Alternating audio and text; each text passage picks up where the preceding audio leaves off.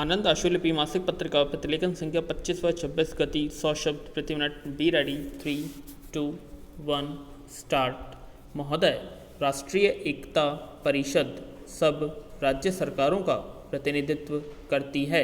यह केवल 2 को छोड़कर संसद की समस्त राजनीतिक पार्टियों और दलों का प्रतिनिधित्व करती हैं और मुझे आशा है कि ये 2 पार्टियां भी देश के समक्ष उपस्थित एक सर्वाधिक महत्वपूर्ण समस्या को मिलजुल कर सुलझाने के महान प्रयास में हिस्सा लेंगी। इसमें मजदूर संघों, वाणिज्य और उद्योग शास्त्रियों को उन लोगों के प्रतिनिधि हैं जो राष्ट्रीय एकता के लिए स्वेच्छा से काम करते हैं। जब सन 1962 में पहली राष्ट्रीय एकता परिषद का गठन हुआ था, तब कुछ निर्णय लिए गए थे। यह दुर्भाग्यपूर्ण है कि हमारी सीमाओं पर चीन के हमले के फलस्वरूप महान राष्ट्रीय एकता उत्पन्न होने के कारण हम लोग इसके प्रति कुछ उदासीन हो गए थे और उस समय परिषद को भंग कर दिया गया था।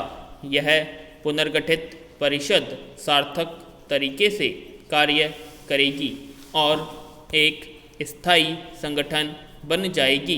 पैरा, आप सब लोगों ने यह ध्यान किया होगा कि इस सम्मेलन के बारे में कुछ लोगों ने कुछ बातें कही है और परिषद के पुनर्गठन के बारे में कुछ शंकाएं प्रकट की गई हैं, लेकिन देश के बड़े हिस्से ने इस कार्यवाही का स्वागत किया है, विशेषकर उन लोगों ने जो देश के भविष्य के विकास के बारे में गहराई से सोचते हैं। मैं आप सबको यह आश्वासन देना चाहती हूँ कि यह बैठक बुलाने का हमारा दलगत उद्देश्य नहीं है। हमें आशा है कि हम पूरे विचार के दौरान ऊंचा स्तर कायम रखेंगे और हम अपने विचाराधीन विषय से नहीं हटेंगे अथवा केवल किसी तर्क में विजयी होने भर के लिए कोई बात नहीं कहेंगे। पैरा, आज हमारे देश के सामने जो सबसे बड़ा खतरा है वह सांप्रदायिकता का है। स्वतंत्रता के बाद और उस समय जब हम यह सोच रहे थे कि इस समस्या का प्राय हल निकल आया है, देश के विभिन्न भागों में एक बार फिर सांप्रदायिक दंगे होने लगे। दूसरा खतरा प्रांतीयता अथवा क्षेत्रीयता का है। मैं समझती हूँ कि सांप्रदायिकता से जो बात भड़कती है वे ही इसके लिए भी जिम्मेदार है। तथ्य यह है कि यह ऐसी ही भावनाओं का विस्तार मात्र है। राष्ट्रीय एकता को जो एक और खतरा है और जो संभवतः अन्य खतरों को जन्म देने वाले कारणों में से एक है, यह देश में आज भी मौजूद असमानता है।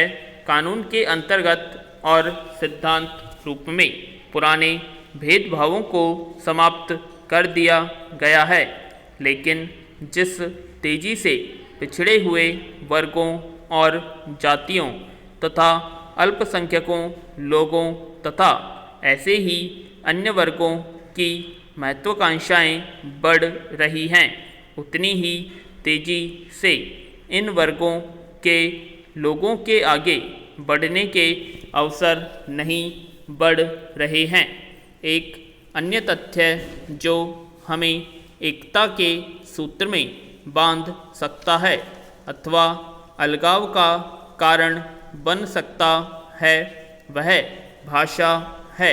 इस परिषद का उद्देश्य देश की एकता बढ़ाना तथा एक ऐसा मंच प्रस्तुत करना है जो देश के विभिन्न भागों में एकता बढ़ाने के लिए की गई कार्यवाहियों का मार्गदर्शन करेगा और उनसे संपर्क रखेगा। पैरा महोदय, जैसा कि उप प्रधानमंत्री जी ने कहा है कि यह बैठक एक बड़ी राष्ट्रीय समस्या का हल निकालने के लिए मिलकर काम करने का एक उपयोगी अभ्यास कर रही है। मैं सब सदस्यों को यहाँ आने का कष्ट उठाने और इस सुंदर नगर के आकर्षण के रहते हुए बहुत रात गए तक बंद कमरे में बैठकर विचार करने के लिए धन्यवाद देती हूँ। मैं उनके सहयोग और सहायतापूर्ण दृष्टिकोण की प्रशंसा करती हूँ। हम यह जानते हैं कि यहाँ विभिन्न विचार रखने वाले लोग मौजूद हैं और कोई सामान्य दृष्टि अपनाना सरल नहीं है, लेकिन इसके बावजूद हम यह कर सके, यह बड़ी उत्साहवर्धक बात है। हमारे श्रम के परिणाम लक्ष्यों की घोषणा में दिए गए हैं। मुझे आशा है कि गरिमा, ईमानदारी, सहिष्णुता और विवेक रखने वाले हमारे समाज के लोग इस घोषणा से प्रेरणा प्राप्त करेंगे और इस बात पर कार्यान्वयन करेंगे।